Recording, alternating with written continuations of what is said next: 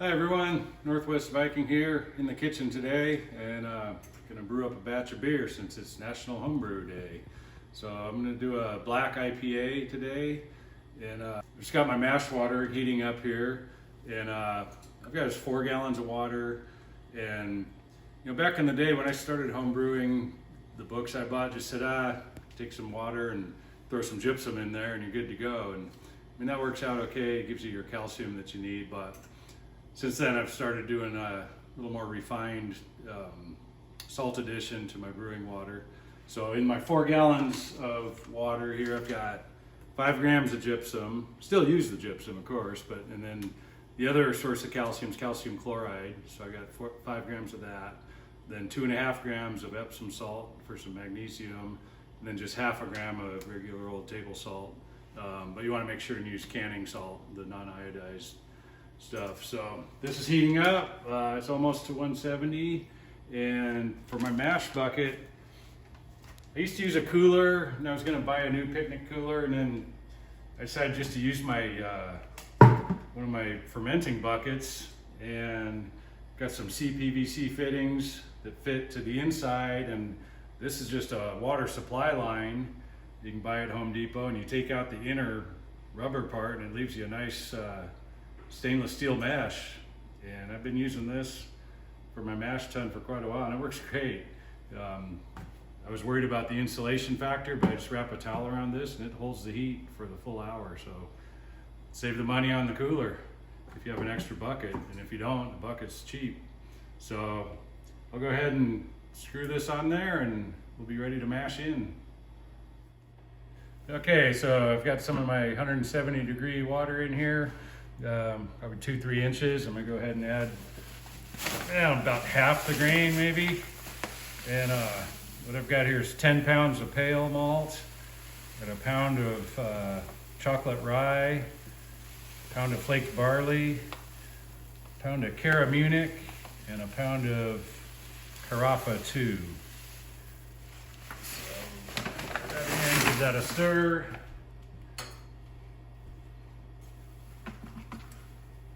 Get all good and wetted. There's still plenty of water in there. I can put a little bit more of the grain in.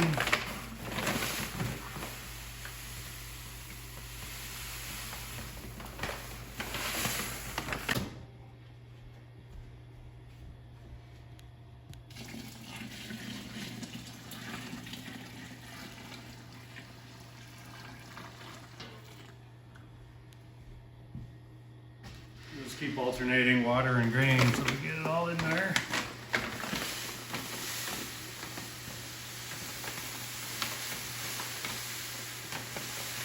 Dump it all in at this point.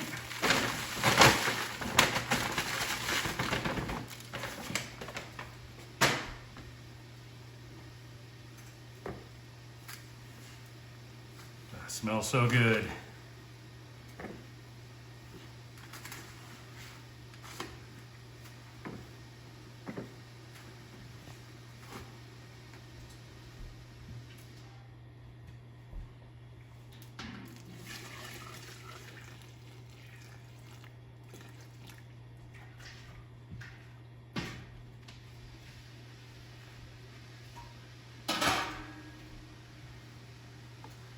So get all the grain mixed with the water, and make sure everything's wetted down and no dry spots.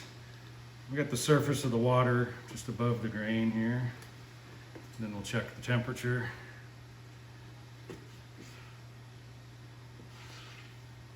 The rule of thumb is a quart of water at 170 for every pound of grain. That should get you right to about 152 is what we want.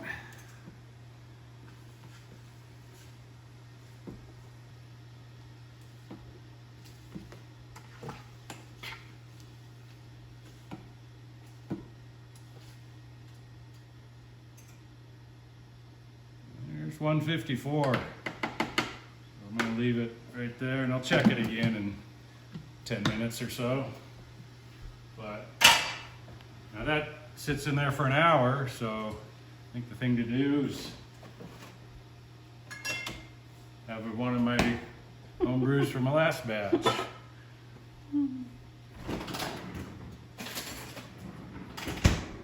This is a European / German / Swedish. I tried to get a Swedish lager recipe, but it's not a whole lot out there. So it's standard European lager, and brewed it. I brewed it last winter, and turned out the garage was perfect temperature for lagering. So really wish I could lager year round, but I don't have space for an extra fridge. But this is a really good golden lager, and cheers. Okay, we're back.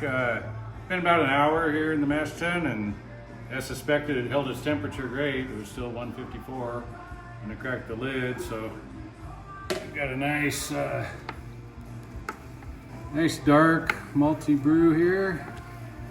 Well, it's malty now. It's going to turn out to be hoppy, but good color there. So I've got another 3 gallons of water heating up on the stove, and again, it's about 170, 175, and we're going to slowly sparge this with that water and collect our wort.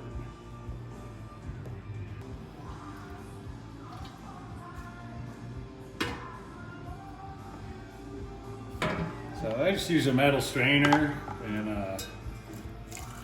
do this by hand. You can rig up an automatic sparger, but I mean, it's not worth it. I'll just been doing it this way for years. It works good.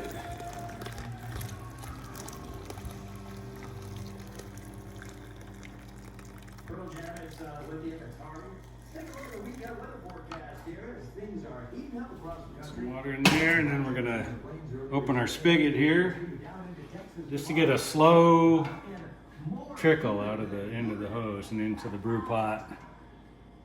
Dude, I did it right.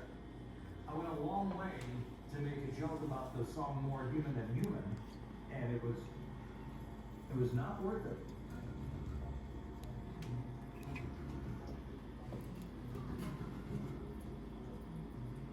There we go. Let's go with something like that. And I'm going to collect. I should have put it into my smaller pan, but I'm going to collect a little bit and then recycle it back into the top. The first runoff, you're going to get a lot of the husk and stuff from the grains, and a lot of cloudiness, which won't really matter in this black beer, but still, I'll put it back through and it'll basically filter through the grain bed and clear it up a little bit. We'll let this go for a little bit until I see the liquid get to the top of the grain bed, and then I'll put this back into the top and start all over again. All right, so lost my camera woman for a little while there, but get the wort on the stove. Good boil. It just started boiling, so we're gonna go ahead and add some hops. So I have 2 ounces of Simcoe here. I'll put in 1 ounce right now for the full amount of the boil. That's Brew Dog.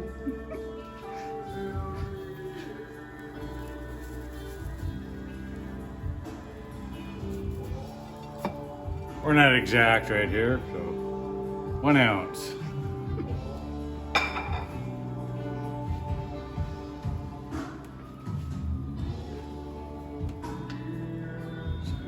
Stir, and we'll be back in 30 minutes.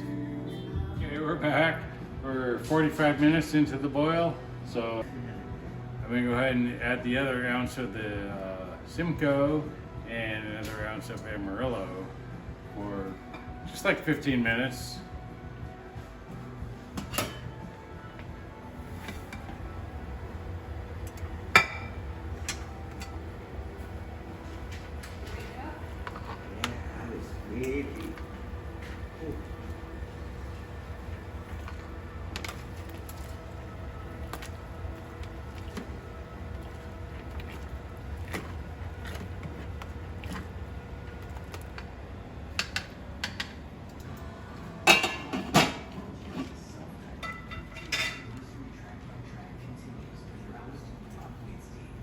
There's my help right now.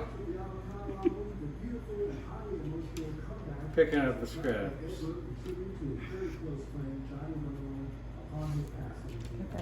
All right, so we're back.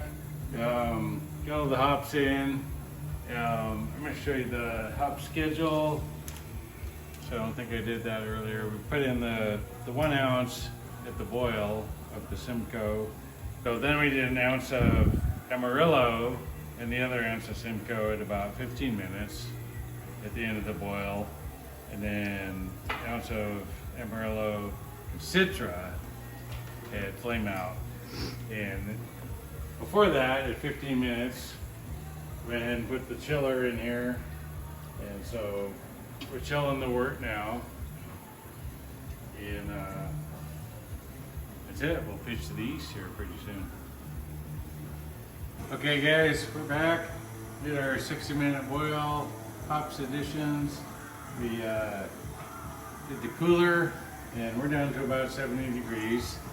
So we're gonna go ahead and move it to the fermenter here, and then we'll pitch the yeast.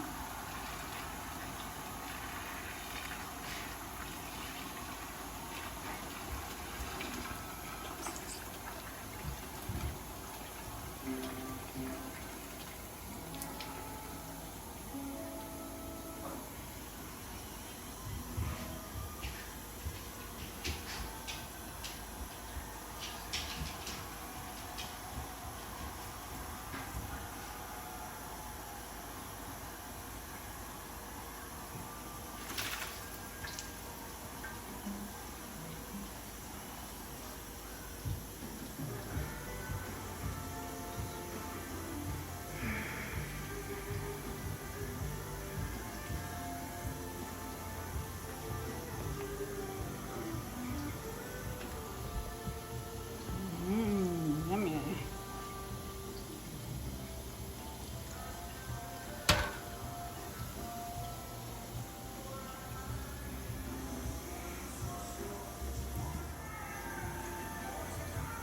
Okay, so we got our finished product into the fermenting bucket now.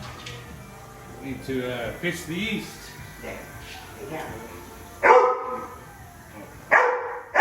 There's Brew Dog. He's pissed because he's not in the video, but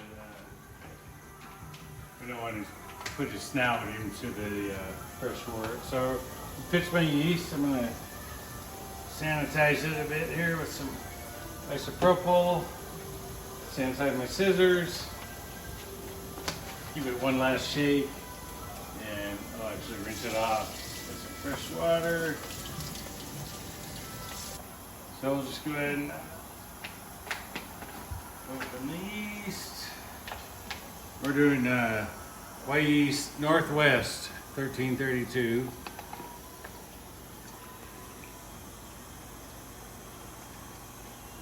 I've never used this one before, but white yeast is always a good bet. So place, top on. Oh, you can just use water just to be safe. I always put a little vodka in the airlock.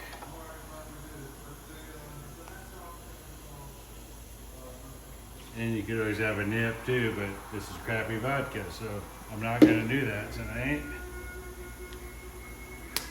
And airlock in.